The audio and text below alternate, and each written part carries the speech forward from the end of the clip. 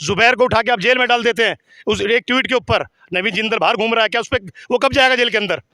हुजूर के बारे में कोई भी दिया गया अल्फाज किसी का भी, अगर मैं अपनी जान देने के लिए तैयार हूँ तो आप सोच सकते हैं मैं क्या करने के लिए तैयार हूँ।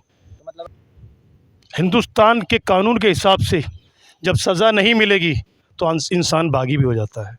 नमस्कार, मेरा नाम है ऋषभ सजवान और आप लोग देखना शुरू कर चुके हैं दी लोकसभा।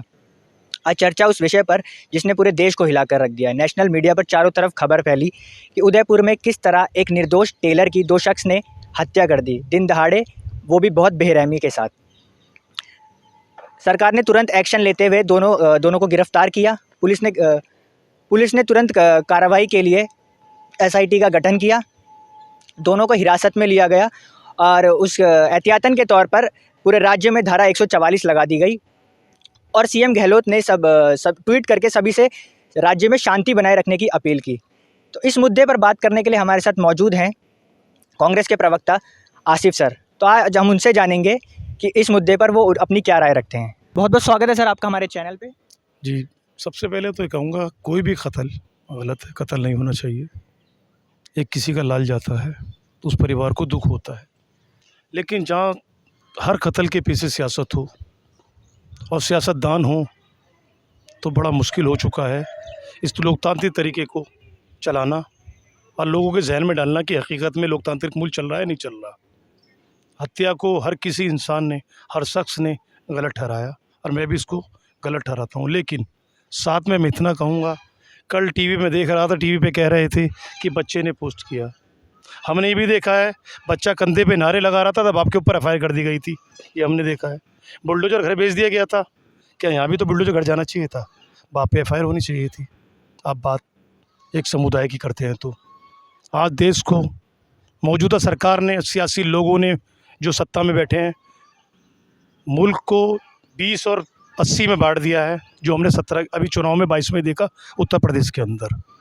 हमें इससे बाहर निकलना होगा और हिंदुस्तान की तरक्की के लिए सोचना होगा और कानूनी एतबार से जो सज़ा उन्हें बनती है उनको मिलनी चाहिए।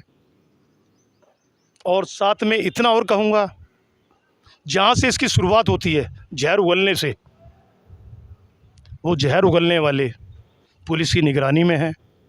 महाराष्ट्र पुलिस उनसे सम्मन लेके आती है, 25 तारीख की तारीख देती है और हमारी पुलिस उन्हें छुपा के रख लेती है, सम्मन भी रिसीव नहीं होने देती। ये सियासी नाटक नहीं तो क्या है? ये उन लोगों का ऐसे गैंग है जो ऐसे बयान देते हैं, जो इन्हें बोलूँगा मैं गुंडा गैंग, लफंगा गैंग, जो बयान देकर देश का माहौल ख़राब करते हैं, चाहे वो किसी भी समुदाय के हों। सियासत के रूप में भेड़िए हैं वो।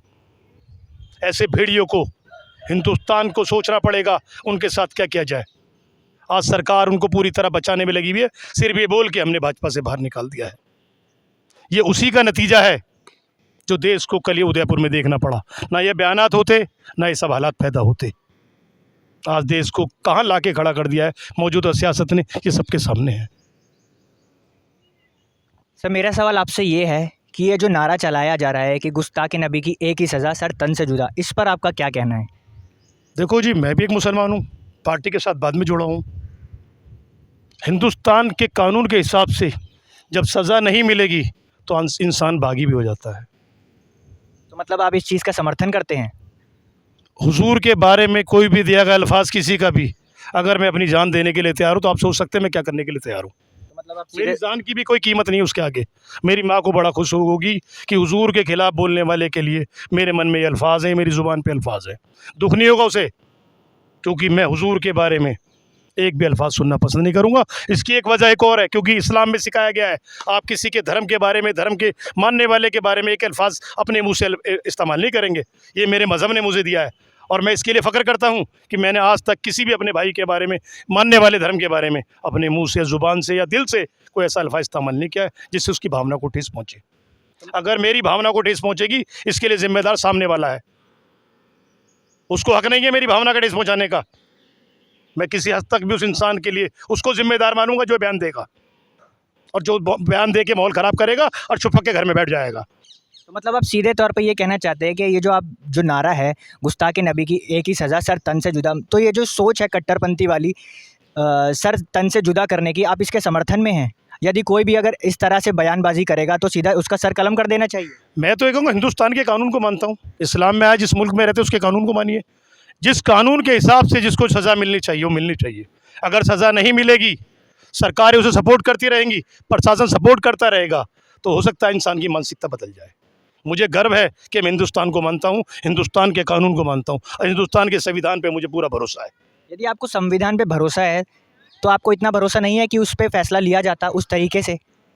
ये जो सर कलम कर देने वाला जो नारा है, इसका आप समर्थन क्यों कर रहे हैं? मैंने समर्थन कहाँ किया? मैं तो हिंदुस्तान के कानून का समर्थन कर रहा हूँ। और अभी आपने बोला कि मैं अगर कोई ऐसे बोलेगा तो उसके खिलाफ इंसान बागी हो जाता है, तो ये सीधा सीधा तौर पर क्या निशाना नहीं, सीधा सीधा आप ये नहीं कहना चाह रहे कि जो बिल जो किया गया वो एक तरह से सही था? मैं हिंदुस्तान की सियासत के बागी खिलाफ हूँ, तो मैं बागी हूँ तो इसका मतलब ये हो कि हिंदुस्तान के खिलाफ हो गया मैं, या हिंदुस्तान के खिलाफ हो गया। आज भाजपा की लॉबी जो जिस तरह के बयान देती है, मैं उसके खिलाफ बोलता हूँ तो हिंदुस्तान से बागी हो गया मैं? क्या हिंदुस्तान के कानून को नहीं मान रहा? मैंने आपसे कहा मैं हिंदुस्तान के कानून को मानता हूँ। कानून के हिसाब से उन लोगों को सज़ा होनी चाहिए, उन्हें छुपा के नहीं रखना चाहिए। और कल जो बयान आया है वीएचपी की तरफ से, वो उनको छुपाने वाली बात कर रहे हैं। आप बोलिए ना, कानून के साथ काम करे। कानून क्या कर रहा है बताइए, आप ही बताइए ना। इस वाकये को कितने दिन हो गए हैं एक घनौना बयान दिए हुए? क्या कर रही है पुलिस, क्या कर रही है सरकार? सिर्फ ये कह के हमने पार्टी से निकाल दिया। ये पार्टी का निजी मामला है, ये देश का मामला नहीं है, देश के कानून के अंदर नहीं आता। या तो ये कहिए देश के कानून से बाहर है ये जो बयान दिया है। जब कानून के दायरे में बयान दिया गया है तो कानून अपना काम करे। जुबैर को उठा के आप जेल में डाल देते हैं उस एक ट्वीट के ऊपर। नवीन जिंदल बाहर घूम रहा है, क्या उस पर वो कब जाएगा जेल के अंदर? और दिल्ली पुलिस ने सिक्योरिटी बढ़ा दी उसकी, किस लिए बढ़ा दी? उसे जेल भेजिए ना, वो भी तो ट्वीट करता है। आपके ट्वीट का तरीका बदल गया है क्या? मुसलमान ट्वीट करेगा तो अलग, हिंदू करेगा तो अलग है। दोनों के कानून अलग है, हिंदुस्तान के दोनों नागरिक नहीं है। ये कैसा कानून बना दिया आपने? सर, आप कांग्रेस प्रवक्ता हैं, तो जब भी बीजेपी शासित प्रदेश में या राज्य में ऐसा कुछ होता है तो सबसे पहले लॉ एंड ऑर्डर पे सवाल खड़े किए जाते हैं। तो इस बार कांग्रेस जो ये उदयपुर राजस्थान में हुआ है, वहाँ पे कांग्रेस की सरकार है, तो इस पर आपका क्या कहना है कि इस बार क्या आप सवाल खड़े नहीं होते हैं आपकी सरकार पे और वहाँ के जो कानून है उस पर?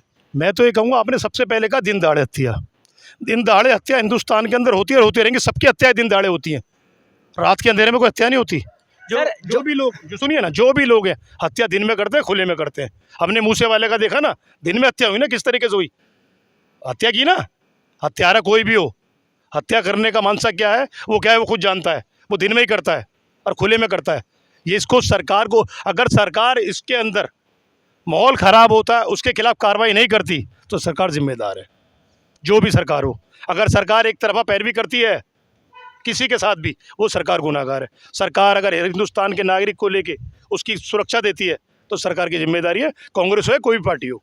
अगर हम कहेंगे राजस्थान की सरकार पूरी तरीके से सुरक्षा देने में नाकाम रहती है नागरिक, राजस्थान की सरकार पूरी तरीके से सुरक्षा देने में नाकाम रहती है नागरिक को, तो इसका मतलब ये है कि सरकार पूरी तरह कामयाब है। अगर सरकार राजस्थान के अंदर माहौल ख़राब होता है जिस तरीके से भाजपा के निंदे रहे, इसके लिए मैं अशोक गहलोत साहब को जिम्मेदार मानूंगा। इसको बैलेंस ना कर पाएँ, बैलेंस करें और सजा में डाले जो बयान देता है। और दूसरी बात, एक और बात कहूँगा, मैं तो इतना सा कहूँगा, कल जो उदयपुर में हुआ, हत्या हुई, उन हत्यारों को फास्ट ट्रैक कोर्ट में केस डालना चाहिए और जल्दी सजा होनी। साथ में जितनी हत्याएं 14 के बाद में एक समुदाय के खिलाफ हुई हैं, तमाम लोगों के खिलाफ भी फास्ट ट्रैक कोर्ट में केस डालना चाहिए।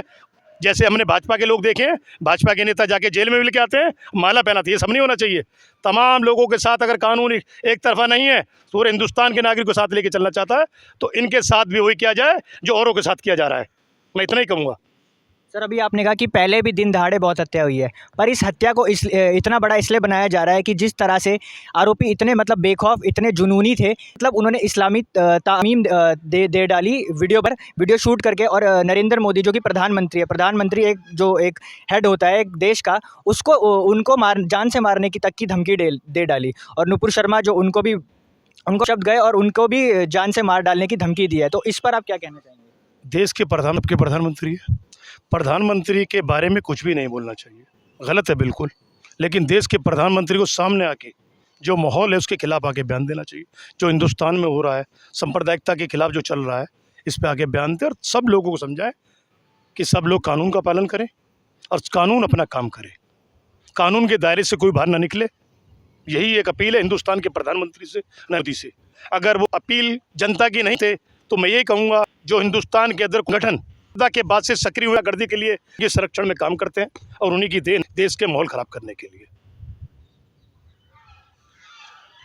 तो ये थे आसिफ सर, जो कि कांग्रेस के प्रवक्ता हैं। ऐसे ही तमाम जानकारियों के लिए आप बने रहिए हमारे साथ और देखते रहिए दी लोकसभा।